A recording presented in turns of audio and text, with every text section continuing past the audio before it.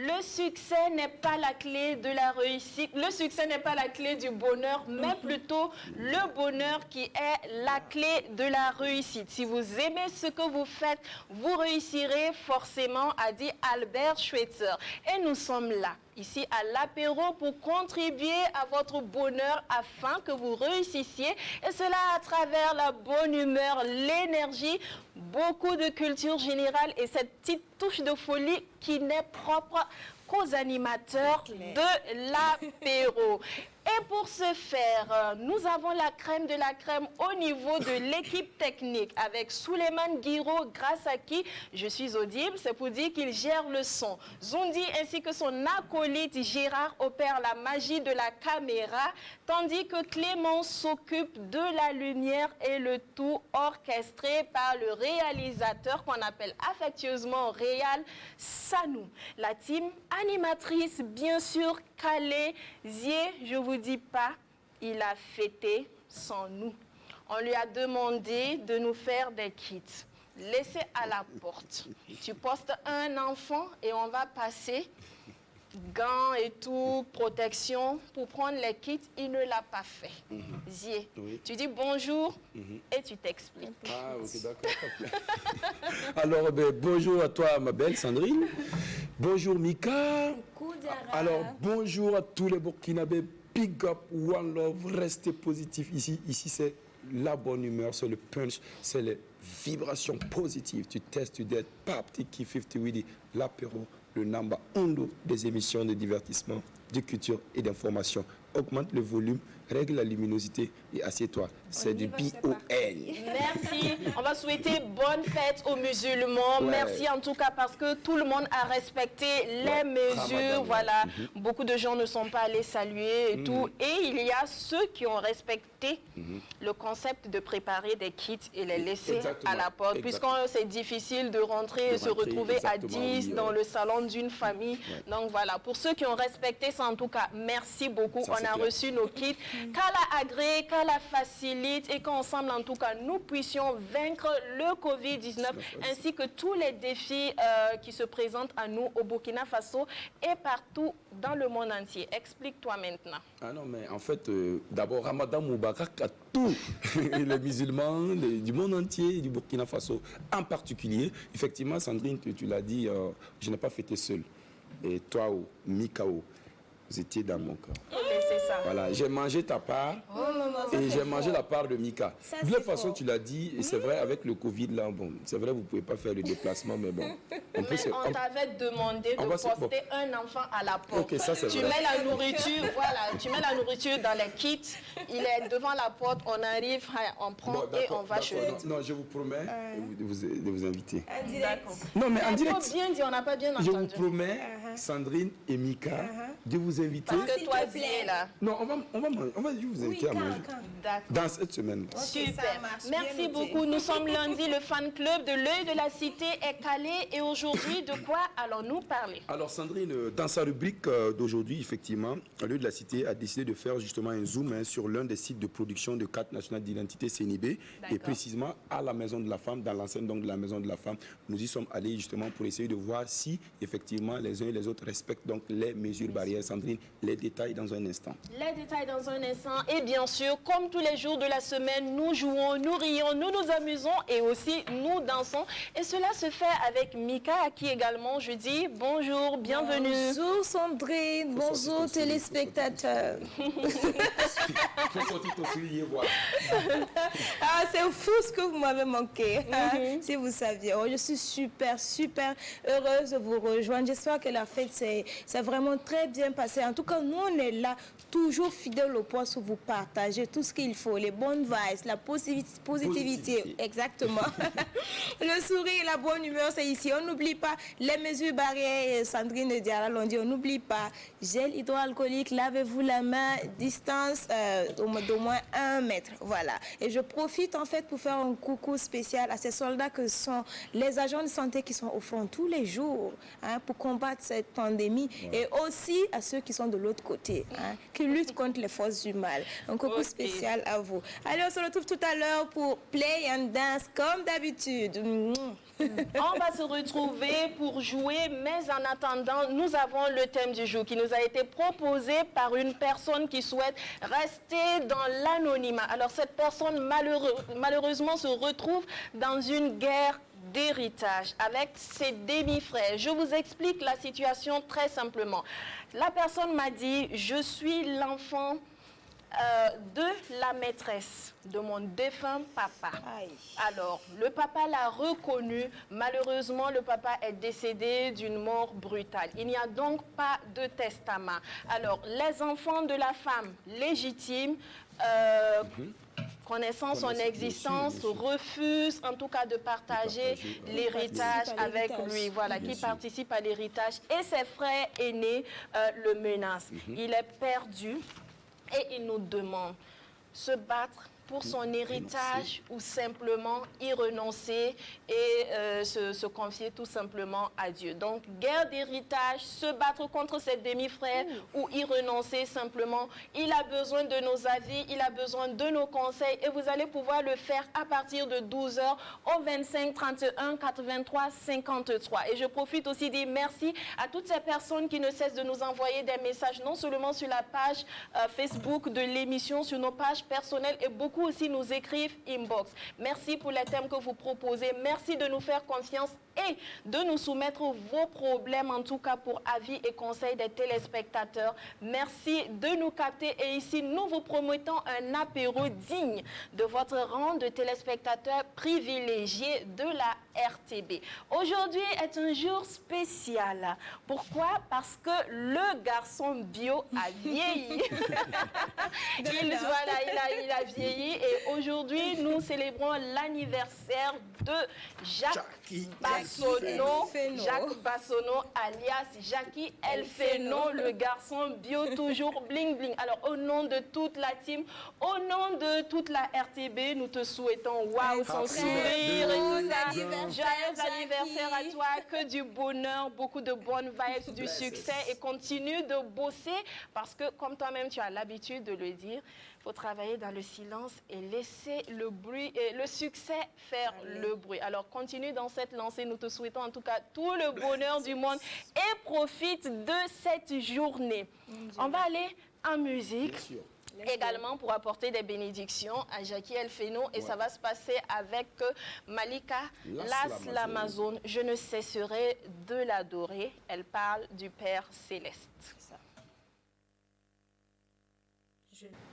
La beauté du Burkina Faso, le jour du Ramadan, le prêtre qui rend visite à l'imam du quartier, c'est tout simplement magnifique. Il n'y a pas d'interdit, on peut arriver, le plat est servi et on est libre de faire le signe de croix, de manger. Les musulmans disent Bismillah et ensemble on mange sans distinction aucune. Voilà, parce que nous sommes tous humains. Nous sommes tous les enfants du Père Céleste et ça fait énormément plaisir. C'est l'une des richesses également de notre Burkina Faso adoré, n'est-ce pas, Zié? Tu as sûrement reçu quelques chrétiens chez toi hier. Chaque jour, voilà, tu sais, on a des amis chrétiens, on a des amis catholiques, protestants, animistes. Voilà, c'est ça qui fait, comme tu l'as dit, la beauté de notre pays, hein, parce que chaque personne vit sa foi et respecte celle des autres. Exactement, tout à fait, et c'est vraiment important. Et ce magnifique clip de Malika L'Amazone, c'était encore vous souhaiter bonne fête de Ramadan. Aujourd'hui, pour le partage d'expériences, ce jour, nous recevons un digne fils de Thomas Sankara, disent certains, un homme qui n'a peur de rien, selon d'autres, ou encore l'incarnation de ce que le père de la Révolution aurait voulu que ses fils soient. Ce sont des gens qui me l'ont dit. Alors, battant, combatif, il s'est fait un nom et sa renommée le précède dans tous les pays africains. Aujourd'hui, il dîne à la table des grands. Il dîne avec les battants, les combatifs et ceux qui n'ont peur de rien. Grand homme. Son ennemi, c'est la corruption. Ses alliés, tous ceux qui respectent les droits humains et la liberté d'expression. Son arme, c'est tout simplement le cinéma, là, à travers aussi des festivals, la communication, sa plume de journaliste et aussi beaucoup de dons de soi. Comment lutter pour ces idéaux en étant respectueux et respectable, poursuivre son combat malgré les censures et les difficultés? Nous aurons les réponses puisque il en est l'incarnation. Nous recevons aujourd'hui Luc Damiba. Bonjour et bienvenue. Bonjour, merci. Comment vous allez? Vous êtes bien habillé? Merci. Dans famille? Je vais bien depuis quelques jours, on peut dire, parce que nous sommes, comme vous l'avez dit, héritiers de Sankara et depuis que Sankara est de retour sur le site du mémorial, nous avons commencé à avoir de sourire parce que ça nous faisait des nuits blanches. Ah. Et oui, c'est pas évident de rendre toujours hommage à son papa. Et donc, il est évident que maintenant que nous avons un résultat provisoire, nous sommes satisfaits. Et nous aurons l'occasion d'en parler et d'en discuter tout au long de cette émission. Mais déjà, on vous connaît comme le monsieur engagé qui se bat et tout. Du coup, on a envie de savoir comment était l'enfance de cet homme-là.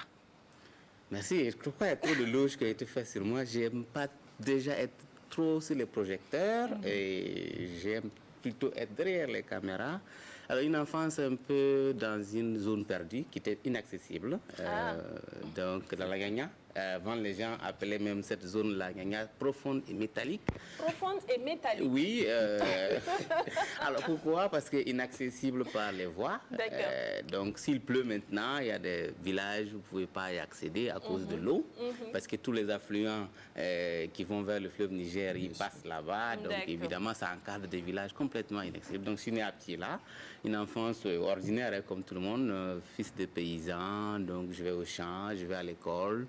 Et j'avais la chance que dans mon village, il y avait des, comment on appelle ça, des prêtres. Donc, il y avait une bibliothèque. Et j'étais un rat de bibliothèque. Tous les samedis, je me rends, je range les livres et je regarde les bons livres. J'en pars généralement avec 5 au moins. Et je reviens, j'ai tout fini. Et j'avais la chance que j'avais une bonne amitié avec une sœur. Et même en pleine semaine, si j'ai fini les livres, je l'appelle, elle me dit de passer, exceptionnellement, elle ouvre la bibliothèque pour que je puisse avoir accès, que je m'en procure. Donc voilà une enfance dans un village perdu où il y a quand même quelques livres qui arrivent, et à ce moment-là, avoir un livre, c'était du trésor.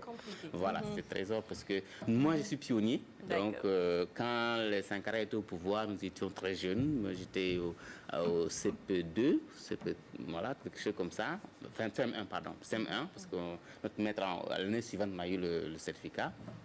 J'étais au CM1 et j'ai fait Pied-là, Bogandé, Fada, donc la ville régionale de l'Est, parce que je suis gourmandier de naissance, mes parents sont gourmanders. Même si on dit Damiba, c'est une histoire parce que nous sommes originairement des princes de Ouagadougou.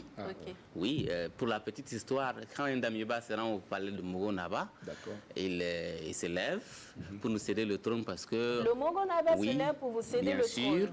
Mais quand je dis c'est la petite histoire, parce qu'il y a eu un temps où notre aïeux est parti combattre sur le terrain. Il devait avoir une succession. Il a dit il faut qu'il finisse d'abord le combat pour défendre le territoire. Le pouvoir ne l'intéresse pas à première vue. Mais quand il est revenu, il se trouvait que la succession a eu lieu avec son petit frère. Et le petit frère ne peut pas rester dans la même ville que le grand frère. Donc il s'est déporté à Pabré, un peu plus suite, Boulissa, plus loin. Et puis nos parents sont... Donc c'est un peu traditionnel. Quand on arrive, donc il dit, bon, c'était votre place, c'était votre trône, mais voilà, il se lève pour nous donner la place. Et voilà, donc c'est un peu la Avec cette histoire, j'ai compris d'où vous vient cet engagement. Ça vient de votre ancêtre, votre grand-père, vous avez dit, qui n'aimait pas le pouvoir. Pour lui, l'essentiel, c'est de se battre, assurer l'avenir voilà, des petits-fils, des générations à venir. Oui, le nom de guerre, même, si vous voulez, Damiba veut dire quoi? Damigba. ne faut pas les croiser sur ton chemin. Ah, Tellement Dami Kébé. Tellement ils étaient des guerriers. Ok. Des Vikings. Et c'est généralement des géants aussi. Ceux qui connaissent les Amiba, c'est des géants. Donc voilà un peu l'héritage. Bon, on peut dire dans le sang, mais on peut dire pas forcément, il n'y a pas de génétique. On peut tout apprendre dans la vie. Oui, il n'y a pas de génétique dans la vie. Mais bon, on peut s'inspirer de ses ancêtres pour dire, bon, voilà, ils étaient comme ça. Moi, je ne vais pas faire la honte de mes ancêtres. Je crois que c'est ça souvent qui peut être intéressant, de dire, bon, je suis fils d'une fille d'un tel, je ne vais pas le mettre la honte. Donc c'est un peu ça. Wow. Et vous avez réussi avec cette histoire. Je crois que beaucoup de personnes comprennent maintenant mais d'où lui vient cette force, cet engagement. Il se bat pour tout, mais en retour, il s'en fout du pouvoir. Exactement, c'est ça. On comprend maintenant d'où vient cela. Alors, vous êtes spécialiste des stratégies de lutte anti-corruption en Afrique subsaharienne.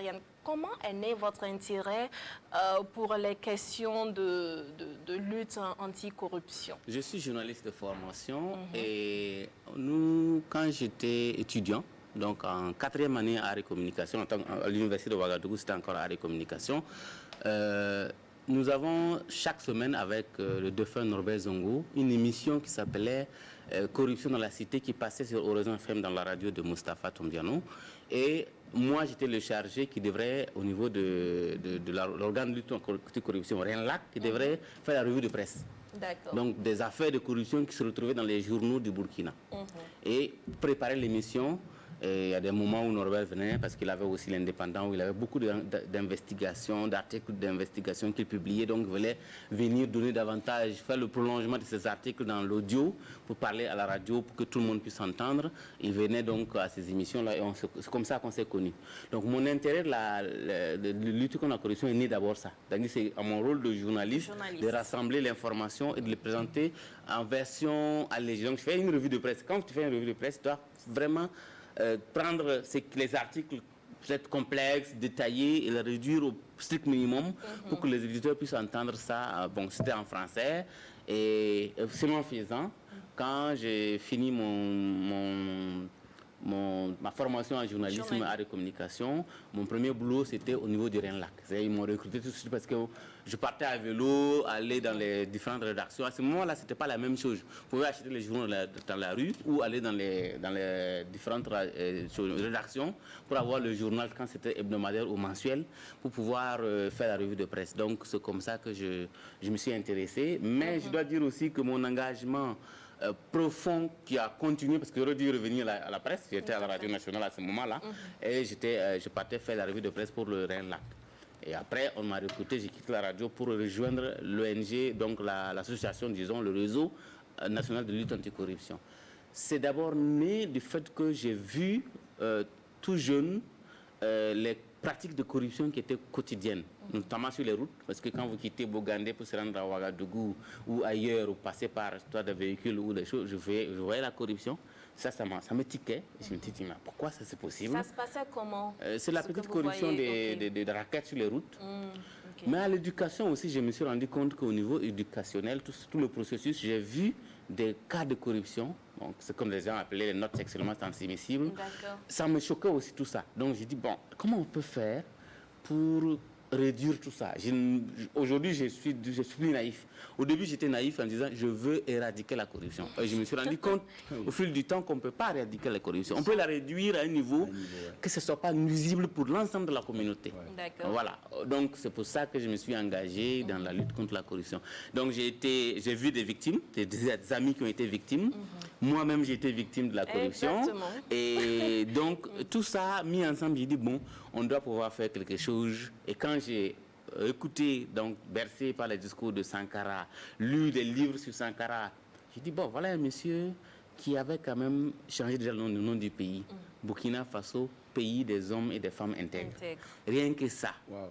Il y a une possibilité qu'on puisse changer quelque chose au Burkina Faso. Et je me suis dit, rien que ce volet de travailler à ce que les Burkinabés intègres sont de plus en plus nombreux, je vais me battre pour ça.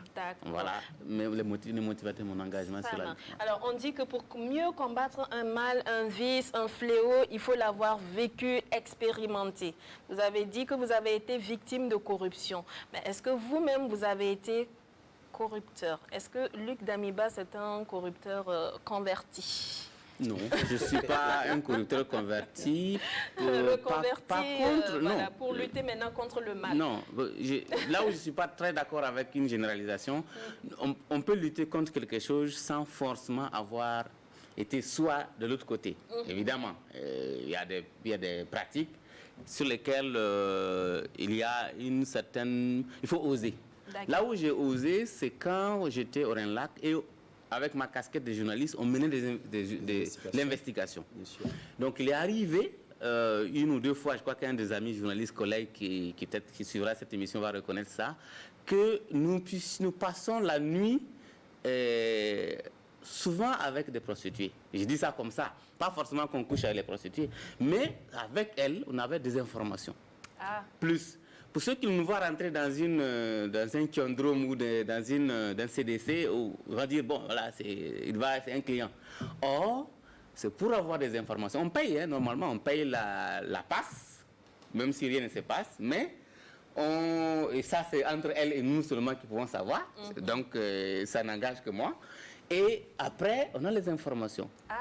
Oui, on a des informations assez sensibles. Donc, on a mené des investigations dans beaucoup d'espaces au Burkina. On a croisé, souvent, quelqu'un prend un axe. Souvent, c'était sur la douane. Souvent, c'est sur des entreprises. Et on a... Non, donc, ça, c'est des formes journalistiques qu'on peut dire, pas forcément de la corruption, mais on arrive à soutirer de l'information des informateurs assez... souvent qu'on n'imagine même pas. Voilà. Mais le vécu de la corruption, je ne crois pas que quelqu'un peut dire qu'il est incorruptible. Si je peux dire comme ça le terme. C'est pour ça que je dis, bon, je tends vers la perfection de l'homme intègre, mais je ne suis pas intègre. Le prix de la corruption, ça dépendra de chaque individu, de comment il l'a constitué. Souvent, je m'amuse en disant, moi, je suis au prix du budget du Burkina Faso. Si on a reçu quelqu'un mobilise le budget du Burkina Faso, me donne, je vais prendre. Pourquoi? Parce que je peux utiliser ça pour réaliser des idées que je voudrais faire. Bien sûr. Parce qu'au fond, on peut voir des lignes de corruption positive. Quelqu'un peut prendre l'argent. Quand il dit que ce n'est pas forcément qu'il prend quelque chose qui ne lui appartient pas. Il peut prendre l'argent pour affecter un... Voilà, faire quelque chose de bien plus important que ce pourquoi il s'était affecté. Ça, c'est pas de la corruption? C'est une forme de détournement positif. Voilà. Mais je ne vais pas rentrer dans ces jeux parce que les gens croient qu'on peut justifier la corruption à chaque fois. Non. Toute forme de corruption est injustifiable. D'accord. Il n'y a aucune corruption qu'on peut justifier. Définition de la corruption pour le citoyen lambda. En français facile. En français facile, c'est la corruption, si on peut aller très très très simplement, c'est détériorer un processus qui était normalement bien réglementé pour un avantage personnel. Un processus, ça peut être électoral, ça peut être l'obtention d'un papier, ça peut être la question de l'accès à la santé. Tout le processus que vous détériorez, que vous détournez, pour que vous seul, vous en soyez le bénéficiaire exclusif. Voilà. Quand ça devient comme ça, il y a une procédure de corruption qui est déclenchée à quelque part. Et généralement, il y a trois acteurs. Il y a le corrompu, il y a le corrupteur, et on oublie toujours la troisième personne. Le tiers. Qui facilite. Non. Dans les deux côtés-là, il y a le tiers. Le tiers s'appelle la victime. Quand vous prenez la corruption dans l'État, quand il y a un détournement, les gens pensent, tout le monde pense que c'est l'État qui a perdu. Non, mais nous les individus, là, nous sommes perdants. Supposez qu'on devait construire un hôpital haut de gamme avec tout l'équipement. Quelqu'un détourne ça. On voit même prenons très, très, très simple. Une école qui est construite, mal construite. Et le vent, le contrôleur naturel arrive pendant la saison pluvieuse, le toit est décoiffé, et il se trouve que c'est des cours, parce qu'actuellement il y a les cours vont le prendre. Si par hasard, en plein cours, c'est décoiffé, il peut avoir des blessés. Qui est victime? L'entrepreneur a gagné l'argent, le monsieur qui a donné le marché a gagné l'argent, ou en tout cas quelqu'un entre eux là ont gagné, mais la victime se trouve nous tous. Ça peut être un enfant de quelqu'un, ça peut être un enseignant parmi nous tous. Donc la victime peut être nous, mais pas l'État toujours. L'État, on peut dire c'est l'État est impersonnel. L'État, c'est tout le monde, c'est nous tous. Mais quand on va en détail, la troisième personne, là, c'est la victime. Et c'est nous, tout n'importe quelle personne peut être victime. Aujourd'hui, vous pouvez être corrupteur, un grand corrupteur. Vous vous trouvez dans une posture où vous êtes même victime vous-même. De la corruption. De la corruption. Et souvent même de votre propre corruption. Exactement. Puisque dans tous les cas, on peut vous prendre. Voilà. Alors, vous bien avez mal acquis, profite très peu. Exactement. Vous avez fait de nombreux pays africains. Est-ce que le problème de la corruption a partout en Afrique plus ou moins les mêmes causes? Oui, on peut dire que c'est plus ou moins les mêmes causes, mais je dois faire un bémol. Vous ne voyez pas la corruption seulement pour l'Afrique. La corruption dans tout le monde. Que vous soyez blanc, noir, asiatique, jaune, toutes les couleurs. Que vous soyez femme, homme, parce que les gens pensent que parce qu'on est femme ou on est homme, on est moins corrompu, on est plus corrompu. Non, non, non. C'est les mêmes degrés. C'est les mêmes degrés. Donc la corruption, c'est l'humain. Il faut voir l'humain. Le cœur, là, la corruption vient du cœur. Je veux dire, tout ce que vous pensez faire. Quand votre conscience, premier degré, hein, je ne parle pas de l'inconscient, tout ça, votre conscience est souillée, pour vous, vous pouvez passer par tous les à côté, pourvu que vous ayez votre bonheur, votre bien-être, vous ayez ce que vous voulez. Mais après tout, votre conscience va vous gronder, parce que c'est la pureté. Le cœur, là, la pureté vient de là-bas, c'est pour qu'il nettoie tout. Ouais. Donc, évidemment, c'est les mêmes pratiques. C'est pour dire que les mêmes causes là sont ici bien en Afrique que dans les pays européens. Que dans les pays européens. Voilà. Voilà. Donc mais il y a des circonstances. Il y a des circonstances. Un fonctionnaire, je prends un policier simplement, qui a un salaire très bas, qui n'arrive pas même à subvenir à tous les besoins. Et nous avons fait cette étude là quand nous étions encore au Rhin-Lac pour étudier ce que gagne un policier. Maintenant, ça a changé. Ça veut dire, je parle de l'ancien. Ça a changé. Ce qu'un policier municipal ou un policier national gagne. Et comment il vit à Ouagadougou, quand vous faites le calcul de ça, son loyer, l'électricité, l'eau, le transport, la santé, ce qui reste, il ne peut même pas boire une bière. Et que cette personne-là va encore prendre sa monture, aller à un poste de contrôle, s'arrêter là-bas, voir et réglementer, voir des gens lui proposer des 2500, des 5000, pour juste passer rapidement. Ça gagne leur temps. La tentation est là. C'est une cause. La cause du salaire, mais qui n'est pas une cause que moi j'appelle la cause la plus valable possible. Okay. Non. Je ne pense pas que la cause du bas salaire soit la plus valable possible. Parce que plus on augmente le salaire, plus la personne va... Les besoins s'augmentent et la personne va continuer à dire, bon, comme je gagne ça, je peux gagner mieux que ça encore. Prenez les financiers, prenez tous ceux qui sont dans des bonnes conditions. Ah oui, vous ne pouvez pas dire qu'il n'y a pas de corruption dans l'impôt. Il y a au niveau des services des impôts, pourtant aujourd'hui ils sont bien. Les douanes, il y a de la corruption là-bas. Donc pourtant aujourd'hui ils sont bien. Donc ce n'est pas nécessairement un argument qui est facile, qu'on peut faire passer comme ça. Mais ça peut être un alibi. Ça peut être un alibi de dire, ah, voyez mes conditions, je peux prendre des règles qui prennent juste pour le Nassongo du jour. Ceux qui sont consciencieux, ils disent, je veux juste les nécessaires. Ils vous demandent même, quand je fais des comparaisons entre la Côte d'Ivoire, le Togo, le Burkina, ou le Niger, ou le Mali, les Maliens sont un peu plus, bon, je veux dire brutal. Je parle de guerre de sécurité au niveau des routes.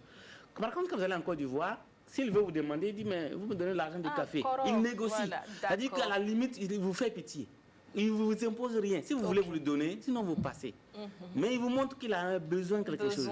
C'est votre sensibilité. C'est votre sensibilité de dire, bon, ok, service rendu, ce n'est pas corruption, je vous donne, je vous encourage. Ce n'est pas parce il m'est arrivé de faire ça. Il m'est arrivé de m'arrêter. Ça même qu'on me demande. Je dis, ah, ça c'est pour vous. Mais je dis, moi je suis en règle. Tous mes papiers, je vous montre, mes papiers sont en règle. Mais je vois que vous êtes sous le soleil. Pour vous êtes en train de s'occuper de notre sécurité et je sais quels sont vos salaires parce que j'ai fait des enquêtes dans les commissariats de police.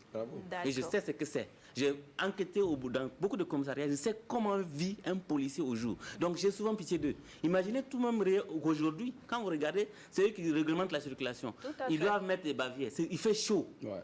La respiration est difficile, mais ils sont là tous les jours pour nous. Malgré tous les gens viennent et brûlent le feu. Souvent on va même les cogner, on les blesse. On les insulte. On les Tout à insulte, fait. ça c'est pas bien. Donc, Juste juste il faut voir. les soutenir, mais Bien pas sûr. en contrepartie, Non. Si attendre vous voulez quelque les soutenir, chose en contrepartie. Exactement. Donc, on peut peut-être garer le long de la route. Ah, grand frère, vraiment félicitations pour Vous le pouvez travail les que donner vous de l'eau à boire. avez. Oui. Et puis, voilà, on lui donne un billet pour votre eau. On Oui. sait qu'il fait chaud, Et nous vous sommes êtes- au mois oui, d'avril. oui. Et vous continuez. Mais c'est quand vous attendez qu'ils vous arrêtent, que vous êtes en infraction. Si vous êtes en infraction, évidemment, vous devez payer. Il faut que vous payiez l'infraction. Voilà, vous ne devez pas chercher à négocier, à soudoyer le policier. Parce que plus il est bien payé et que l'argent reste dans les caisses, et c'est le combat aussi des syndicats, il faut qu'ils réglementent.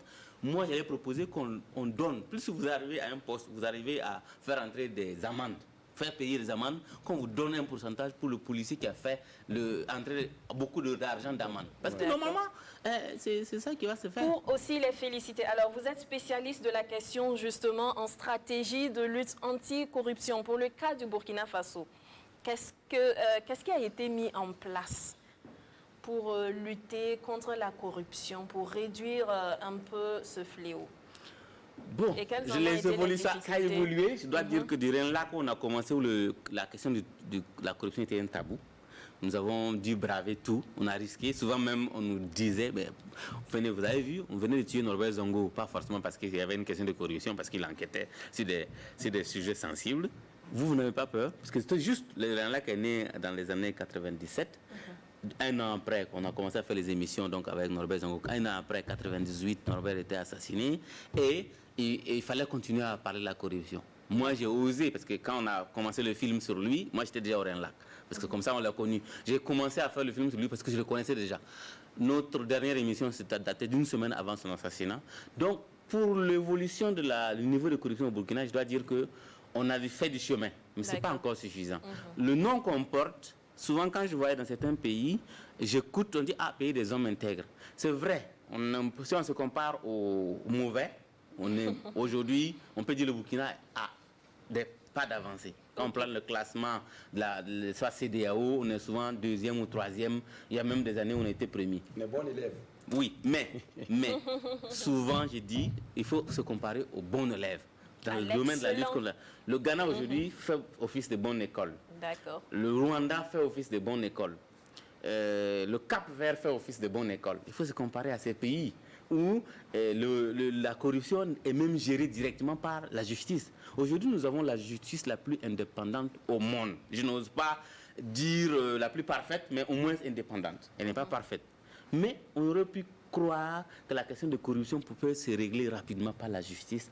Mais on sent que dans ce domaine-là, il y a encore des balbutiements parce que même les juges ne sont pas encore au top de l'intégrité. Et ça, c'est dommage parce que la justice, c'est le bras armé de la lutte contre la corruption. On a un peu beau mettre des institutions de lutte contre la corruption comme la SE, mais si la justice ne fait pas le travail, à un moment donné, il y aura un discrédit même de la SE, parce qu'on aura ce qu'on appelle la fatigue de la corruption. Tout le monde, on parle de corruption, tout le monde en parle, on voit même des affaires, de grosses affaires qui passent, des milliards, des millions qu'on détourne et rien n'est fait. Ces gens vivent au jour le jour avec nous, ils se pavanent et on ne voit rien. Quand on arrive à un niveau comme ça, les petits vont faire, on dit mais les grands, vous êtes en train de faire pire que nous.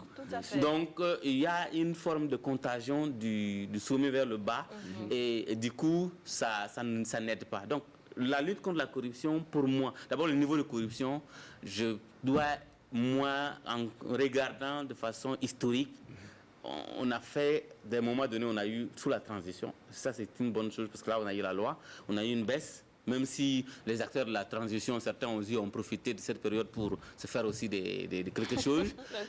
Mais quand on a eu le retour de la période démocratique, élections et tout ça, on a eu une hausse de la corruption encore. Et c'est dommage parce qu'on aurait pu continuer sur cette pente de pouvoir baisser le niveau de corruption en commençant par la tête. Parce que moi j'aime une formule.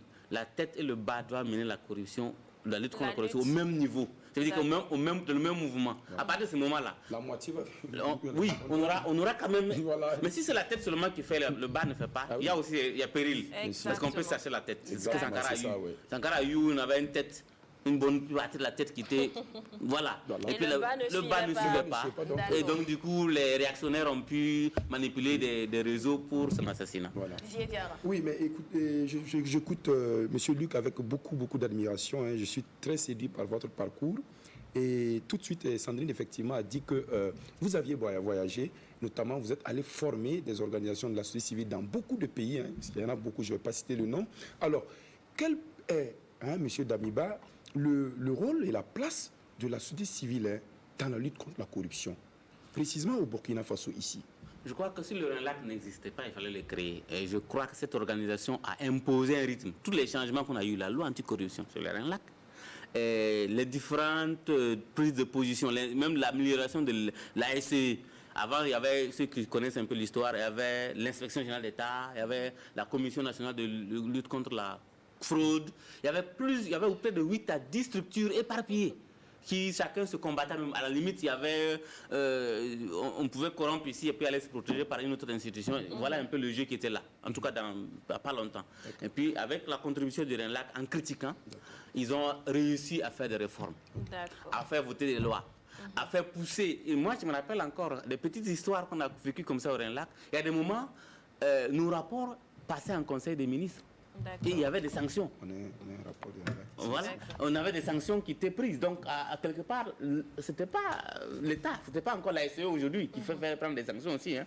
Mais la société civile qui a fait ce travail avec les journalistes, vous avez vu qu'on a attribué chaque année le prix de la lutte anticorruption pour les journalistes. Tout ça, c'est pour encourager l'investigation, pour continuer. C'est des formes de contribution. Mais j'ai dit que ça reste une contribution. Le monopole de la lutte contre la corruption revient à l'État et à la justice. Je vais être plus loin. L'État, oui. Mais le monopole de la lutte contre la corruption revient à la justice. Vous détournez, vous faites des choses, on vous arrête. On vous récupère pour ce qui revient à l'État ou à l'individu. On vous fait subir. Oui, on sanctionne. Ça peut être aussi une sanction, forcément pas de mise en honte, même pas de mise en prison. On peut avoir plusieurs formes de sanctions. Le problème, c'est qu'au Burkina, la honte n'est plus une sanction. Or, le pays où la honte n'est plus une sanction, c'est la dérive totale. On va souffler un peu avec l'œil de la cité qui pendant une semaine a regardé, a vu, a observé. Et aujourd'hui, à travers la bouche de Zié Diarra, nous allons avoir le compte rendu. Après le jingle, bien sûr. Ah oui, le jingle.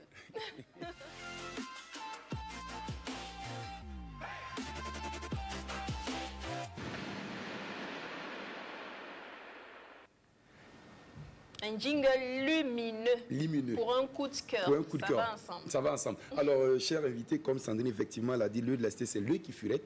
Effectivement, nous, on a jeté notre regard donc, sur l'un des sites, disons, donc, de production de cartes nationales d'identité, précisément dans l'enceinte de la Maison de la Femme, pour essayer de voir effectivement si les uns et les autres respectent les mesures barrières. Et dès que nous sommes arrivés donc, sur le terrain, et nous avons été séduits par l'attitude et le comportement donc, des agents donc, de l'ONI, l'Office national d'identification qui était là-bas, parce qu'il fallait justement, avant donc d'avoir accès à la cour, il fallait justement mettre le cache-nez ou le masque de protection.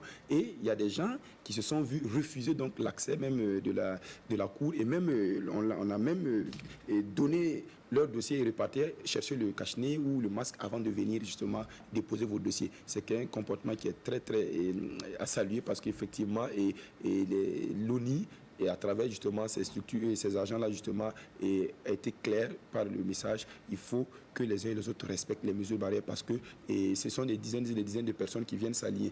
Donc si on ne respecte pas, c'est pas intéressant. Et on profite justement de dire aux uns et aux autres de ne pas baisser la garde, parce qu'il y a beaucoup de gens qui pensent qu'on a justement amoindri donc, de certaines mesures. Là, les gens pensent que c'est de laisser aller. Non, la maladie est là, elle est bien réelle. Donc, lui, la cité justement, Sandrine, à travers justement cet élément-là, souhaiterait vraiment saluer tous les agents donc, de l'ONI, parce qu'ils sont dans beaucoup de sites qui travaillent justement à produire les cartes nationales d'identité pour les Burkinabés. Mais également saluer également et ces populations également qui respectent ceux qui viennent avec les cache-nez, qui respectent la distanciation sociale. Alors nous allons également, permettez-moi de faire un lenga, parce que j'ai un comportement et ce jour-là même que la cité a vu qui a déploré. Parce que quand vous arrivez dans un service, c'est un service public.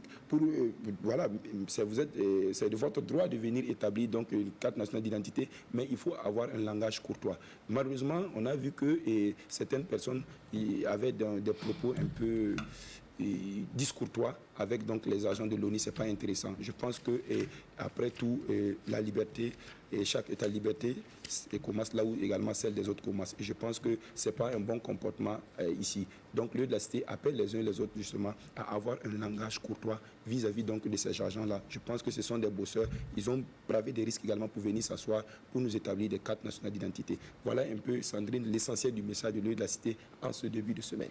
Merci pour le coup de cœur et tout de suite, nous allons partir pour découvrir le métier du jour dans votre rubrique aussi, corps de métier.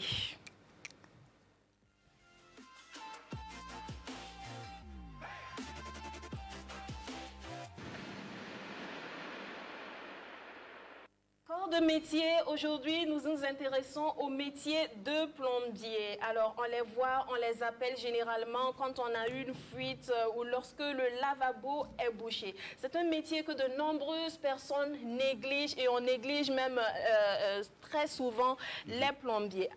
Aujourd'hui, nous allons faire un zoom et vous allez mieux comprendre l'importance de ces agents de plomberie. Alors, ce sont des professionnels sanitaires qui, généralement, le plombier intervient sur de nombreux chantiers pour l'installation des équipements sanitaires, lavabo, robinetterie, douche et tout. Également, avec des études poussées, il peut faire la pose des piscines et aussi des spas.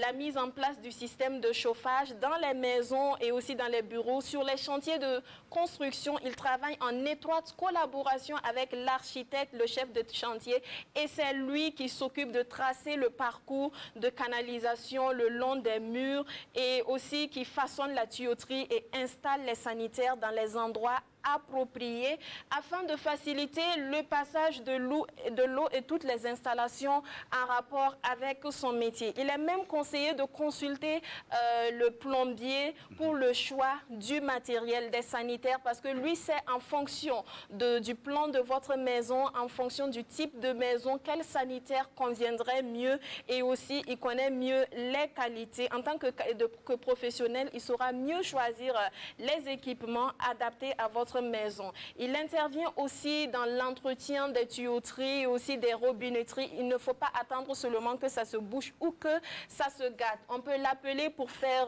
la maintenance, l'entretien, afin de prévenir en tout cas les fuites d'eau et aussi tous les petits bobos qu'on peut avoir à la maison. Pour le métier de plombier, sachez que tout le monde peut devenir plombier. Il suffit tout simplement de faire des études ou une formation en plomberie ou les métiers de professionnels sanitaires. Avec des spécialités, on peut devenir technicien en installation sanitaire ou thermique, technicien de chantier en plomberie et bien d'autres spécialités. Tout le monde également peut devenir plombier. On a des plombiers, on a des plombières. C'est vrai que les femmes ne sont pas très nombreuses dans ce domaine, mais elles existent. Alors, tout le monde peut le devenir, mais avoir une certaine condition physique serait un atout. Parce que quand on voit même les plombiers à la maison, ils sont amenés souvent à opérer dans des positions souvent inconfortables. On peut rester longtemps incliné et tout. Et si on n'est pas physiquement très en forme, cela peut être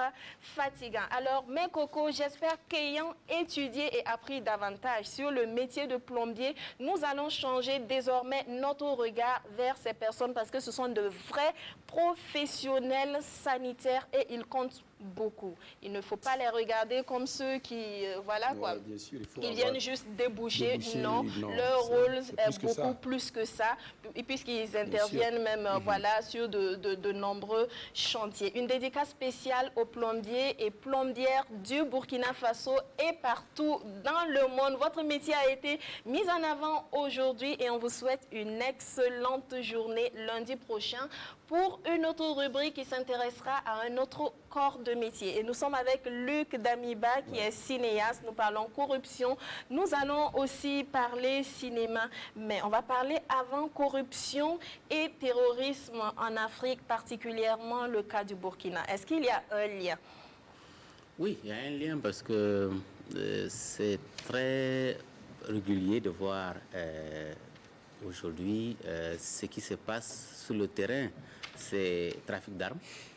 On sait que les armes que les terroristes arrivent à obtenir, ce n'est pas des armes qui ne passent pas le circuit normal. Donc, il y a évidemment que de gros sous qui passent derrière pour qu'ils puissent acquérir de tous ces armements qui sont là. Donc, il y a de la corruption.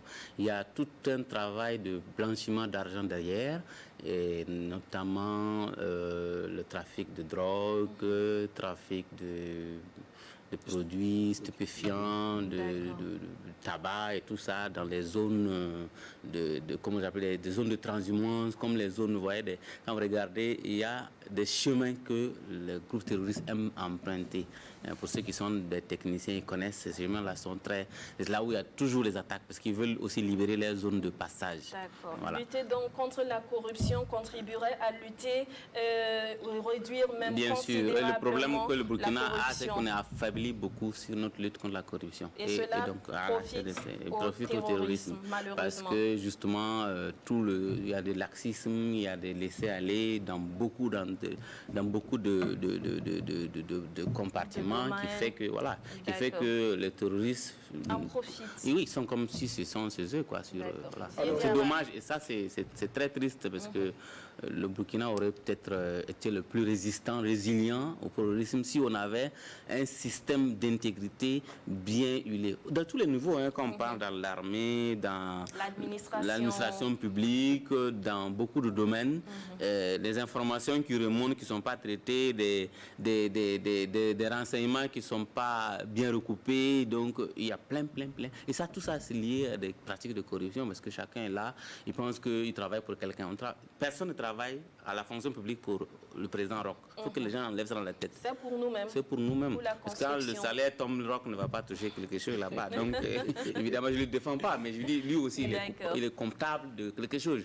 Mais à chacun, à son niveau, s'il pense qu'on travaille pour le pays, je crois que c'est le seul élément patriotique de dire je ne travaille pas pour le président, je ne travaille pas pour quelqu'un, je ne me bats pas pour quelqu'un. Si je meurs pour ma patrie, pas pour quelqu'un. Si ça c'est dans la tête de quelqu'un, de tout le monde, on va même la corruption va devenir un truc plus facile à résoudre. Ce serait des faits divers, c'est-à-dire c'est exceptionnel. En passant qu'on entend qu'il y a une question de corruption et on passe. Alors Luc Damiba, vous avez tellement parlé du RENLAC que j'ai tout de suite envie de vous poser une question en rapport avec le RENLAC précisément. Et on sait très bien que chaque année, le RENLAC fait sortir donc un rapport annuel qu'on appelle État de la corruption au Burkina Faso. Alors, et sous quelle base le RENLAC travaille pour justement produire ce document-là? Parce que pour certaines personnes, bon, ils le disent, hein, et ils ne sont pas sûrs également de cette crédibilité. Ils disent, vous vous basez sur quoi? Bon, les gens ont envie de savoir. Mais j'ai commencé ça. J'ai commencé ce rapport. Je peux expliquer aux citoyens en langage très simple. Alors, le rapport du RENLAC est basé sur 3 sources d'information. La première source d'information, c'est une enquête d'opinion. On divise les services. Donc, vous voyez que souvent la douane est classée, les impôts, la police, les directions de transport terrestre et maritime. On choisit les mairies. À un moment donné, on classait toutes les mairies, mais on a rendu compte qu'on ne peut pas, parce que sinon, après, les gens vont se plaindre. Il faut qu'on fasse une grande enquête pour toutes les mairies. Donc, on a enlevé les mairies et on classe maintenant les... Donc, pour faire ça, on envoie des enquêteurs sur le terrain qui vont collecter les avis de ceux qui utilisent ces services et ceux qui sont dans les services. Donc, c'est les avis des deux qui permettent de dire sur le service. Après, il y aura des compilations statistiques. Ça, c'est la première source d'information. Bien sûr. La deuxième source d'information, on compile tout ce qui est dans la presse. On peut dire les documentaires, les sources documentaires. Tout ce qui est dans la presse, tout ce qui est dans le rapport des inspections, tout ce qui est dans les différentes décisions de justice qu'on met qu'on compile, on regarde. Et dernière source d'information, il y a tout un travail d'entretien qualitatif. D'accord. Voilà, qui permet, l'entretien qualitatif est différent du sondage, qui permet après de compiler. Et des années, on a fait un focus. Par exemple, une année, on a fait un focus sur l'enseignement, la corruption de l'enseignement. Là, c'est le focus. On réunit les enseignants, on fait... Tous les acteurs. Voilà, on prend un chercheur qui va aller en profondeur sur toutes les problématiques de l'enseignement et la corruption. Donc, c'est un peu comme ça que le rapport est produit. Donc, une partie d'opinion. Et ça ne demande pas toujours, parce que le rapport, juste depuis que le RENLAC continue de produire son rapport, ils mettent tellement le sérieux parce qu'on n'a pas encore eu quelqu'un qui a esté, qui a demandé, qui a, voilà, en cause, non, qui a porté plainte contre le RENLAC dans les conclusions de ce rapport. Voilà. Au contraire, l'État prend ça en compte et chaque année, le RENLAC se déplace, en tout cas, le conseil d'administration de RENLAC se déplace au niveau du conseil de secrétaire général du gouvernement pour mettre des copies pour chaque ministre. C'est pour dire que c'est une contribution. Le RENLAC apporte cette contribution pour que le décideur final, qui est l'État, qui est le Premier ministre, le président des FASO et ses ministres, puissent prendre la bonne décision pour dire dans tel secteur s'il y a la corruption, on peut changer. C'est pas pour dire qu'il y a la corruption et puis c'est mauvais, on s'assoit, on regarde. Non, on peut changer. Il faut même des propositions. Voilà, d'accord. Il est presque 12 heures et je vais rappeler le thème du jour. C'est un téléspectateur qui demande nos conseils. Il est malheureusement pris dans une guerre d'héritage. Alors, il faut se battre ou y renoncer. Alors, je rappelle la petite histoire. La personne dit qu'elle est l'enfant de la maîtresse de son défunt papa. Alors, son papa a donc une famille dite légitime et malheureusement, le papa est décédé de façon brusque. Voilà, donc il n'y a pas de testament. La famille légitime, connaissant son existence, veut tout simplement le séparer, ne veut pas qu'il prenne part à l'héritage de papa. Du coup, il y a ses frères aînés qui le menacent et la personne ne sait pas s'il faut renoncer ou se battre pour son héritage. À partir de 12 heures, vous pourriez le conseiller au 25 31 83 53 et le numéro va s'afficher. Nous recevons à présent Madame Compaoré, qui est directrice de la répartition au bureau burkinabé des droits d'auteur. Aujourd'hui, on va parler de répartition des droits d'auteur pour le mois de mai. Bonjour Madame Compaoré et bienvenue à l'apéro. Merci. On parlera de répartition des droits d'auteur pour le mois de mai. Quels sont les droits mis en répartition? Alors, il faut dire que le BBDA respecte le calendrier de répartition des droits. En février, on a eu un type de droit. En mai, nous avons les droits qui sont mis en répartition seront les droits de représentation directe et indirecte. C'est des droits qui sont collectés auprès des organisateurs, des promoteurs de spectacles et des droits qui sont collectés également auprès des radiodiffusions, auprès des maquis, des bars, des kiosques, des night clubs, voilà. C'est ce type de droits qui seront mis en répartition. Et qui peut en bénéficier? C'est les auteurs et compositeurs dans le domaine de la musique, les littéraires dans le domaine de pas la musique, mais les droits littéraires qui sont diffusés à la télé. Parce qu'il faut dire qu'il y a des émissions radiophoniques ou télévisuelles où on exploite des œuvres littéraires. Donc ces droits font partie, ce sont les bénéficiaires, les littéraires, et aussi ceux qui ont fait des spectacles, des concerts, des soirées galas. Voilà, ce sont les promoteurs de spectacles aussi? Non, les promoteurs de spectacles ne sont pas bénéficiaires de droits. C'est les artistes qui ont presté, les artistes et leurs ayants droit. Donc, l'artiste, l'arrangeur, voilà. Et quel est le montant de cette répartition, le montant? Nous avons mis en répartition la somme de 321 millions. Et il faut dire que la répartition concerne toutes les œuvres qui ont été exploitées sur le territoire burkinabé. Et il y a des œuvres qui concernent des membres des pays étrangers. Donc, on a près de 52 conventions de représentation réciproque à travers le monde. Donc les bénéficiaires, membres du BBDA à cette répartition, sont au nombre de 4787. Et pour un montant de 287 millions. Donc environ 90% de la somme mise en répartition. Et les bénéficiaires du BBDA prendront 90%. D'accord. Alors, comment bénéficier en fait de cette répartition? Est-ce qu'il y a des consignes, des conditions qu'il faut remplir et aussi des consignes pour ne pas venir s'aligner ensemble vu que nous sommes dans une période de Covid? Alors, déjà les conditions. Les conditions, il faut d'abord être bénéficiaire, il faut faire partie des 4700. Et la liste sera affichée au BBDA à partir de demain. Et aussi sur notre page Facebook et notre site aussi web. Et il faut dire que les conditions, c'est de venir avec, les bénéficiaires viendront avec leur carte de membre et ainsi que leur CNIB ou leur passeport. Voilà. D'accord. Les consignes, voilà. Pour éviter de venir s'aligner, ils peuvent écrire au DG du BBDA pour demander le transfert par compte bancaire ou par Orange Money ou Mobicash. Et ils écriront une correspondance adressée au DG où ils joindront la photocopie de leur carte de membre ainsi que la carte d'identité et le numéro où ils veulent que le transfert se fasse. D'accord. Alors, on peut avoir les informations, vous avez dit, sur le site, la page Facebook. Qu'est-ce qu'on doit savoir d'autre pour ces auteurs qui sont en train de nous regarder?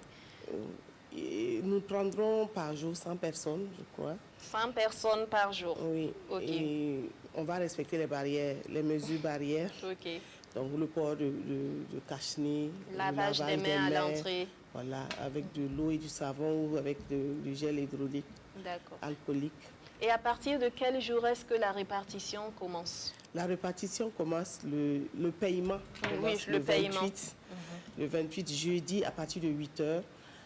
Au siège à Ouagadougou et à la représentation, à la direction régionale de l'Ouest à Bobo. Et après le 15 juin, ce sera dans les autres représentations. Nous avons des représentations à Dédougou, à Koudougou et à Tenkodogo. Et les autres seront payés à partir du 15. Merci beaucoup, Madame Comporé. Et je vais encore rappeler le thème du jour, guerre d'héritage, renoncer ou se battre pour bénéficier de l'héritage de papa. Nous sommes avec Luc Damiba et avec lui, nous parlons corruption. Mais avant de revenir à vous, on va regarder cette petite surprise qui a été concoctée pour les téléspectateurs et on se reparle. Une petite vidéo.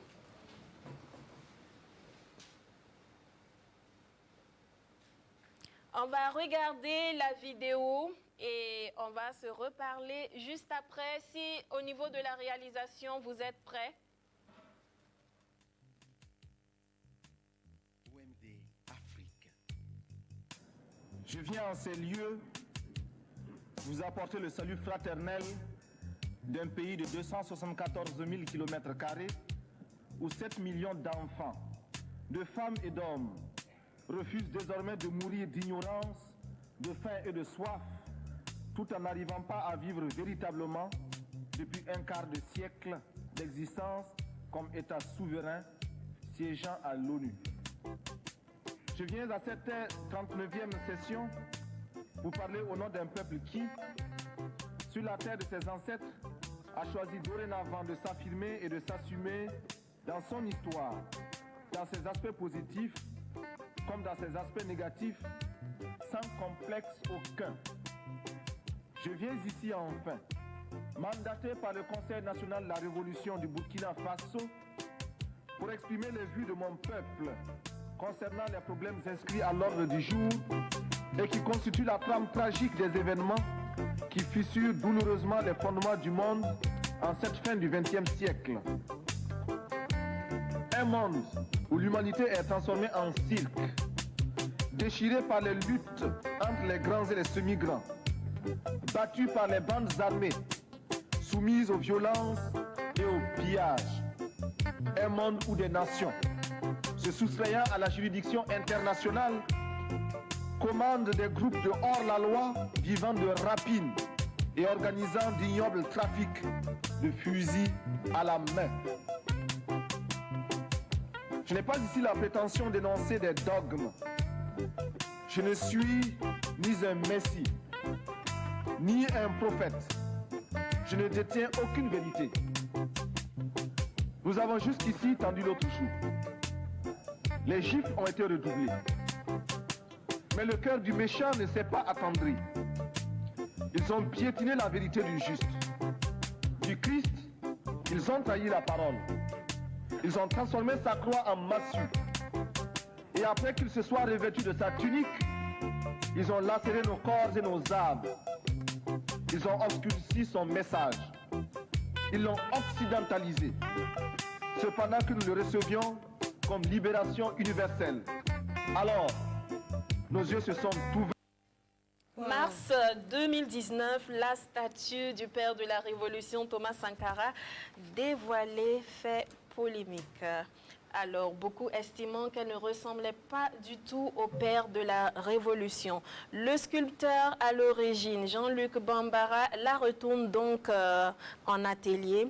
Et le 17 mai dernier, une version corrigée nous est dévoilée. Vous, quelle est votre appréciation, vous qui êtes secrétaire général du comité international mémorial Thomas Sankara, votre appréciation déjà des critiques reçues? Je crois que cette vidéo, c'est une exclusivité. C'est vrai que c'est la version provisoire encore de la maquette de l'œuvre architecturale du mémorial Thomas Sankara. Je suis juge parti pour demander mon appréciation sur la statue parce que comme il y a eu des corrections, je ne suis pas l'artiste, donc je ne peux pas défendre l'artiste, mais au moins l'œuvre est sur le site du mémorial, je peux défendre l'œuvre qui est maintenant sur le site du mémorial. Nous sommes satisfaits à l'étape actuelle de cette statue pour plusieurs raisons. La statue qui est là, elle était l'objet de plusieurs efforts. Et nous remercions tous ceux qui ont critiqué, qui ont apporté des observations pour dire regardez ici, vous pouvez encore ça. Ça, c'est bien. C'est des critiques positives. Il y en a qui ne seront jamais satisfaits. Nous prenons ça aussi en compte en voyant quel jour, quel moment nous pourrons les satisfaire eux aussi. Parce que pour le moment, avec les moyens de l'État, avec les moyens que nous disposons, avec les technologies que nous disposons au Burkina, cette statue a été faite par 57 Burkinabés. Dans 57 artistes sculpteurs burkinabés, nous ne pouvons pas faire mieux. Et je parle en connaissance de cause parce que je fais partie des premiers critiques d'art plastique et nous avons fait le premier catalogue sur le Burkina, sur l'art plastique. Donc je sais et je connais beaucoup d'ateliers de sculpteurs qu'on ne peut pas faire mieux que ce qu'il y a avec nos techniques que nous avons aujourd'hui. Donc nous sommes satisfaits et nous partons de cette base. Évidemment, il y a des gens qui pensent toujours qu'on peut faire mieux. Mais nous pensons aussi que nous pouvons faire mieux. Quand nous allons avoir des moyens, nous allons externaliser une commande extérieure parce que nous avons un espace de 4 hectares. Vous avez vu le site, c'est 4 hectares et on peut encore faire d'autres statues de Sankara en façon d'Anfani, en train de faire la bataille du rail, en train de faire... Donc il y a d'autres initiatives qui seront développées. La statue a été un accident et aujourd'hui nous sommes heureux que ce soit un bon accident. Il est sur le site du conseil et le monde qui passe déjà sur le site nous satisfait. Il y a un jour, nous avons reçu presque 1000 visiteurs. Rien qu'hier, on a compté au bout de 2 heures. On avait près de 200 à 300 visiteurs. Ce matin, je revenais de là-bas, et l'ambassadrice de Cuba, parce qu'aujourd'hui c'est la journée de l'Afrique aussi, qui veut commémorer la journée de l'Afrique, mais en allant déposer un dépôt de gerbes devant la statue. Ça veut dire déjà que la statue est utile, sa place là-bas est utile. Il faut que les gens voient ça plutôt que de voir, on devait faire comme ça avec... Bon, tout ça... Ça viendra. Alors, et quel est le but diriger le mémorial Thomas Sankara? Pour ceux qui ne comprennent pas pourquoi maintenant et pourquoi même le faire? Bon, pourquoi maintenant? Parce que les conditions sont favorables. Je crois que le régime ayant changé, il y a beaucoup d'héritiers de Sankara, parce que les gens oublient. Les jeunes aujourd'hui en redemandent sur Sankara. Donc ils veulent consommer du Sankara. Peut-être qu'ils ne peuvent pas encore vivre comme Sankara a produit, mais le fait déjà de rêver de ça, moi je crois qu'il faut permettre aux gens de rêver de Sankara déjà. Et donc l'espace va être un espace d'inspiration, de pédagogie, un espace de création, parce que l'innovation va venir de là-bas. Et puis aussi un espace de mémoire. De recueillement. Parce qu'avant, c'était au cimetière de Nogno, les gens se retrouvaient. Il n'y a plus de tombes actuellement. C'est le seul endroit où les gens peuvent aller se recueillir. Et les familles des victimes, parce que ce n'est pas que Sankara, il y avait aussi 12 compagnons qui sont tombés le 15 octobre là-bas. Donc, c'est tout ça et dont les bustes aussi sont tout autour. Voilà. Donc, nous invitons bientôt, nous allons faire des communications pour inviter les Burkinabés, les amis du Burkina, les visiteurs du Burkina pour aller visiter la statue déjà, aller voir aussi la maquette du projet architectural, comme on vient de le voir. Les gens pensent que le mémorial Sankara c'est dû à une statue. Non, la statue n'est que 0,01% de ce qui est prévu sur le site. Ce qui est prévu. Et déjà, on a des visiteurs. Est-ce qu'on peut dire que c'est une bonne opportunité de tourisme? Bien sûr. Quand vous venez à Ouagadougou, avant, quel endroit vous allez pouvoir faire du tourisme à Ouagadougou? Il y aura un parc. Il y aura un parc dans cet endroit-là. Il y aura plein de choses pour que vous amenez les familles se rendent là-bas le week-end, aller faire tout ce qu'ils veulent. Donc c'est un endroit idéal pour faire le tourisme. Et nous allons relancer les souscriptions populaires parce que nous avons dit que ce mémorial-là ne sera pas construit exclusivement par l'État. Nous, citoyens, nous allons y contribuer. Nous, les héritiers, nous allons y contribuer pour que ce mémorial voit le jour. Et on m'a dit que, moi je n'ai pas connu le père de la Révolution, voilà, je n'étais pas encore née. Mais personne n'a entendu, mais j'ai appris d'après les récits ce que j'ai lu de lui. C'est vrai, il était engagé, mais c'est quelqu'un aussi qui aimait la vie, il dansait. Et comme vous êtes son digne fils, on m'a dit que vous dansez aussi super bien. Et Mika installé a été envoyée en mission, elle vient d'arriver et aujourd'hui on va vous faire danser. Mais avant, il y a un puzzle. Mika, explique-lui.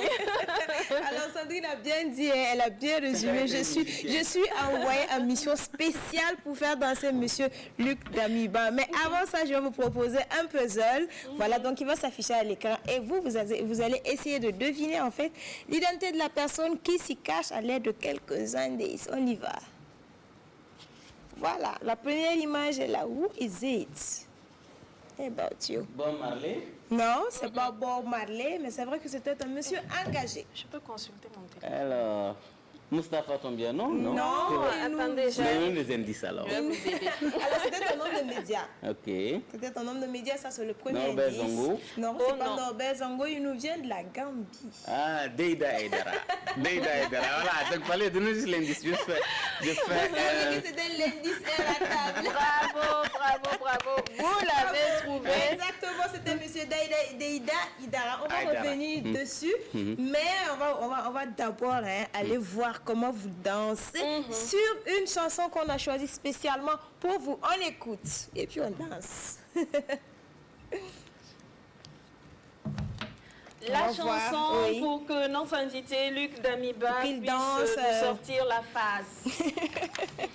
C'est important. Oui, vous pouvez vous mettre debout. Non, on va juste se mettre à côté pour permettre aussi aux téléspectateurs de pouvoir nous appeler d'ici là. Donc, juste à côté. Oui, si la musique... Bon, en attendant que la musique ne vienne, on va poursuivre notre entretien en espérant que, voilà, on aura un retour d'ici là. D'accord, Sandrine. Alors, je disais qu'on allait revenir sur monsieur Deida. Alors, Deida Aïdara, vous avez dit ça, je prononce bien.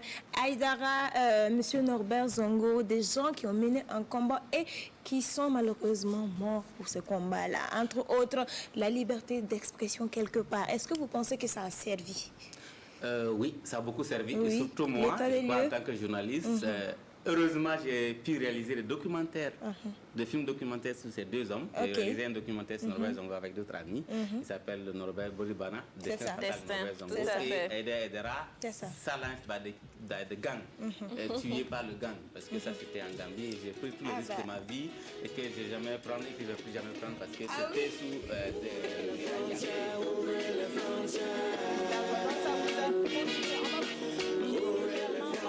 Ouvrez les frontières.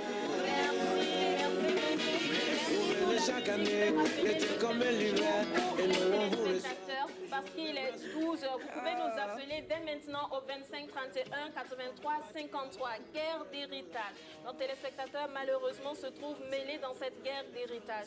Faut-il renoncer ou se battre pour ses droits, si on peut le dire ainsi. Oui. Donc, appelez-nous dès maintenant. Il a besoin de nos conseils au 25 31 83 53. Et je rappelle que nous sommes avec Luc Damiba. Il est cinéaste et il est également spécialiste en stratégie de lutte anticorruption, cofondateur du festival Ciné Droit Libre, film pour la promotion de la liberté d'expression et des droits humains. Alors, la liberté d'expression, ça nous a profité. Vous avez répondu, mais qu'on va poursuivre rapidement. Exactement. Alors, quand je regarde son parcours, vu les études que vous avez eu à faire, et puis le cinéma, le monde du cinéma, on a l'impression qu'il y a comme un monde entre les deux. Comment ça s'est passé? Non, moi, je suis journaliste de formation. Quand on faisait les formations à l'université, c'était art et communication. Donc, on faisait journalisme, art déjà, c'était le cinéma. Donc, il y avait l'INAFEC qui n'était plus là, c'était fermé. Donc, c'était l'école qui formait aussi, en partie, les cinéastes. Donc, on a pris le B.A.B.A. là-bas. Mon premier film, je l'ai présenté au FESPACO, en 99, sans titre. C'était un film sur l'art. Puis, mon amour sur le cinéma est venu comme ça. Bon, ce titre-là, ce film-là était un film de jeunesse. j'ai tourné ce film à moto. Ok. Oui, j'ai tourné à moto complètement. J'avais la caméra, si vous voyez, les travelling qu'on faisait, c'était à moto. On avait la caméra et on filmait, on n'avait pas de moyens, voilà. Et le film s'est fait. Le film s'est fait, Alors, il était sélectionné au FESPACO.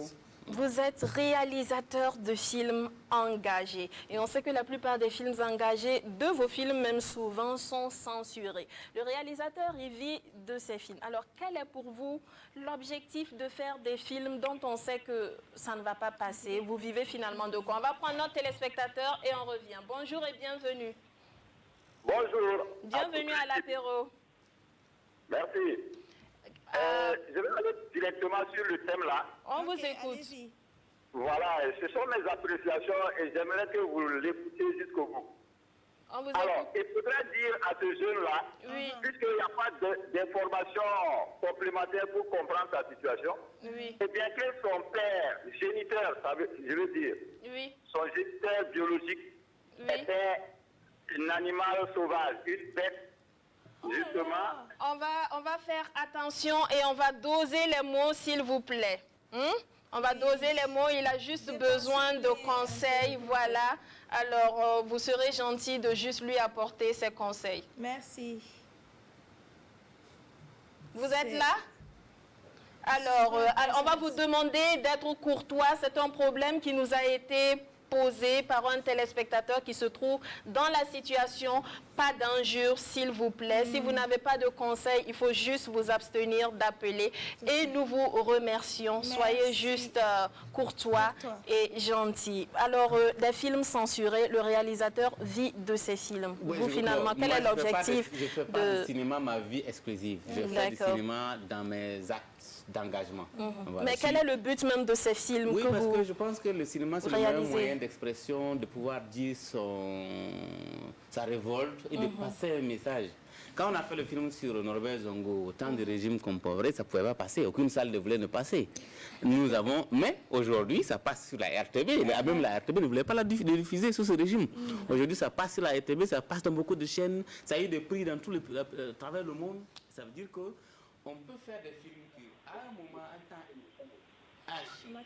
on va prendre un téléspectateur. Bonjour et bienvenue. Oui, bonjour princesse Sandrine, ou alors, excusez-moi, votre prénom, ça m'échappe là, excusez-moi. Mika, l'autre fille, elle c'est Mika. Princesse Voilà. Mika, voilà. Bienvenue à C'est encore l'apéro. votre fidèle auditeur, oui, à l'apéro, oui. On vous écoute, en fait, bienvenue.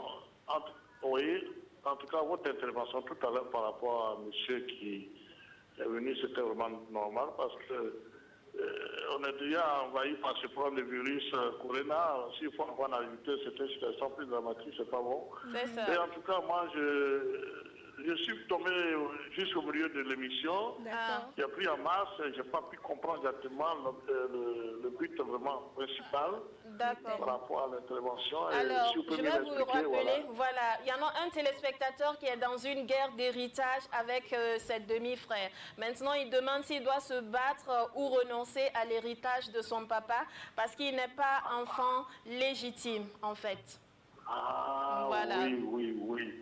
Et moi, je crois que s'il y a une juridiction, dans l'état moderne où aujourd'hui, autrefois des traditions, on pourrait donc opter que quand c'est comme ça, il faut... Mais je crois que s'il y a une juridiction, il serait vraiment mieux d'avoir le recours de cette juridiction-là pour pouvoir résoudre le problème. Hein. D'accord. Parce que, voilà, dans l'état de droit, les lois sont là. Je crois que ce sont là des moyens les plus bien indiqués pour vraiment pour résoudre le problème. Hein. J'espère que forcément qu'il y en a. Ok. Hein, l'état de droit quand même. Ok, mais en fait, lui, il a peur parce qu'il est menacé. Que doit-il faire? Oui, et je crois que même cette menace aussi, je ne sais pas dans quelle localité il peut se trouver, c'est dans une ville. Je crois quand même aussi, c'est une ville donc comporte des autorités qui sont là, soit donc on informe les services de l'ordre pour intervenir, parce qu'une menace, ça veut dire qu'il y a même quelqu'un qui n'est pas en sécurité. Ok. Donc voilà, parce que quand même, c'est pas quand même normal. S'il est menacé, il faudrait quand même que les services de sécurité interviennent. Quand même, voilà, ce serait vraiment donc d'abord bien indiqué. Sinon, je me nomme M. Laledi, je suis encore votre fidèle auditeur hein, depuis la France. Ah, ça merci, fait plaisir. c'est Merci gentil. beaucoup. En Merci. tout cas, vraiment, je vous admire beaucoup. Et puis bon, je vous encourage davantage par rapport à votre émission. C'est très enrichissant. Merci Et comme moi, je suis à beaucoup. la retraite, et je suis donc d'origine ivoirienne, mais en même temps, un pied au Burkina. Ça comme je nous l'ai fait toujours dit. plaisir énormément. Effectivement. Un des quatre, je serai là-bas. Inch'Allah, on vous attendra avec Je plaisir. vous en prie, princesse. Merci Au revoir. beaucoup. Merci, Alors, bonjour. donc, le but de ces films, c'est sensibiliser et heureusement, aujourd'hui, ces films passent. Et quand on parle de film, on parle de FESPACO. Si je dis FESPACO, coup de cœur ou coup de gueule, qu'est-ce qui vous vient tout de suite dans la... Parce que le FESPACO, aujourd'hui, n'est pas à l'image de tout ce que les cinéastes, le public aurait pu s'attendre. En termes de qualité d'organisation, on peut encore améliorer le FESPACO. Et je pense qu'il faut aller de là. Le Burkina est le seul encore à supporter le budget. Ça aussi, c'est un coup de gueule. Le Burkina ne devait pas être... On dit FESPACO, c'est panafricain. Donc tous les États devraient contribuer. On devrait avoir des fonctionnaires de tous les pays qui sont là. Et donc tout ça, c'est un coup de gueule pour moi. Le FESPACO doit faire pour nous. D'accord. En prenant téléspectateurs, bonjour et bienvenue. Oui, bonjour madame. Votre nom, s'il vous plaît? Mon nom c'est Alpha Maïga. Monsieur Maïga. Ok, on vous écoute. Allô? Et ce que moi j'ai à donner comme conseil Oui, aux frères qui ont des difficultés, oui. c'est vraiment de patienter. D'accord. Parce que l'héritage, c'est une question vraiment un peu ambiguë. Ok. Comme il y a des religions qui sont impliquées. Et c'est vraiment bon de passer toujours au dialogue. Peut-être que les frères vont l'aider pour que lui aussi il ait quelque chose. Ses frères veulent l'écarter. Ses frères ne veulent même pas entendre parler de lui parce qu'il est l'enfant d'une autre femme, en fait. Bon, le seul moyen qui reste, c'est de passer par la justice. D'accord. Parce qu'un enfant est toujours un enfant. Même s'il n'est pas un enfant légitime, il a aussi un droit. D'accord. Voilà, donc voilà ma contribution. Merci beaucoup, Monsieur Maïga. Donc, le FESPACO, pour vous, c'est un coup de gueule parce que tous les pays africains devraient y participer et aussi au niveau de la gestion de l'organisation et la gestion des films. L'organisation de la responsabilité du Burkina de faire participer tous les pays. Voilà, les autres. Donc, je veux dire que les différents délégués généraux du FESPACO, les ministères doivent travailler à ce que, parce que voilà, on a un événement assez stratégique comme ça, il ne faut pas le laisser. Aujourd'hui, d'autres festivals sont en train de créer pour faire se tenter ou en tout cas de faire ombrage au FESPACO, justement parce qu'on est faible dans ce côté-là. On peut améliorer encore le FESPACO et je crois que c'est ça. On va parler de votre plume avant de donner la parole à Mika, deux journalistes. Vous avez été contributeur à l'Observateur Palga, journaliste également à la radio nationale. Nous sommes à l'ère du numérique. On écoute de moins en moins la radio, on lit de moins en moins les journaux support papier. Alors, doit-on craindre pour l'avenir de ces médias qui n'arrivent pas à s'adapter, à publier le journal en ligne et sur la toile? Est-ce que ces médias vont disparaître? Pas qu'ils vont disparaître, mais il faut qu'ils fassent leur mieux. Tout va se terminer sur le téléphone portable. D'accord. Par contre, la radio va rester, c'est la radio qui va résister le plus longtemps possible. Parce qu'on prend déjà en Afrique, on a deux catégories. Il y a beaucoup de gens dans les campagnes qui n'utilisent pas les réseaux sociaux. Ils sont encore accrochés à leur poste radio. Donc, évidemment, ce média-là va résister encore longtemps. Par contre, les autres médias, la version papier, moi-même, j'avoue que très peu de temps, je prends encore pour lire une version papier. Je lis tout soit sur l'ordinateur, soit sur mon téléphone portable, parce qu'il faut muter. Il faut arriver à ce que les gens achètent le journal électronique en ligne, même si c'est 25 francs. Il faut arriver à là, parce qu'il vaut mieux avoir 1000 fois 25 francs que les gens achètent électroniquement que de ne rien avoir. Voilà, donc il vaut mieux vendre le journal, réduire même à 100 francs le journal. Les gens vont l'acheter. D'avoir la version, il faut avoir l'archive. Donc il faut muter, surtout il faut muter. Il faut avoir tout en digital. Aujourd'hui, une radio, une télé qui continue de fonctionner en analogique, ça ne marche plus. Ça ne va pas être attractif, tu ne vas pas avoir la qualité. Quand on regarde la télé, on voit que que les images sont floues, on zappe, on va dans une autre chaîne. Donc c'est évidemment qu'il faut moderniser tout et se mettre à la page, comme on le dit. Bien sûr. Mika. Oui, alors je vais revenir sur le cinéma, dans le domaine du cinéma. Alors vous avez une structure Sem Films. Je ne sais pas si je prononce bien, c'est ça.